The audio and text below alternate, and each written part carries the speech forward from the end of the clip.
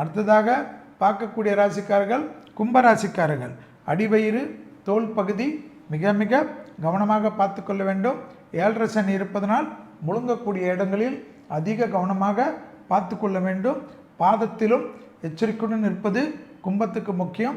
உடற்பயிற்சி செய்யவில்லை என்றால் தேவையில்லாத குழப்பங்களும் தேவையில்லாத சங்கடங்களும் வரும்.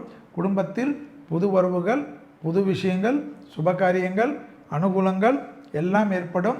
எதிரிகள் விஷயத்தில் அதீத கவனமாக மே மாதம் 14ஆம் தேதியிலிருந்து கவனமாக இருப்பதும், எதிரிகளுடைய விஷயத்தில் கோபதாபம் படாமல் இருப்பதும், எதிரிகள் ஒன்று சேர்ந்து உங்களை ரவுண்டு கட்டுவதற்கு உண்டான சூழ்நிலை என்பதனால் கவனமாக இருங்கள். தூக்கம், ஏற்கனவே நல்ல உறவு, நல்ல நட்பெல்லாம் உங்களுடைய யாரோ சொல் பேச்சை கேட்டு அவர்களை விட்டு பிறகு இருப்பீர்கள். இப்பொழுது அதற்குண்டான வருத்தங்களை ஏற்படுத்தி கொள்வீர்கள். ஐயோ, நம்ம கூட ஒழுங்காக தானே இருந்தாங்க, நம்ம தேவையில்லாமல் அவர்களை விலக்கி விட்டோமே என்று புலம்ப ஆரம்பித்து விடுவீர்கள். நேரம் தேகாரக்கத்திலும் வாகனத்திலும் அதீத கவனம்.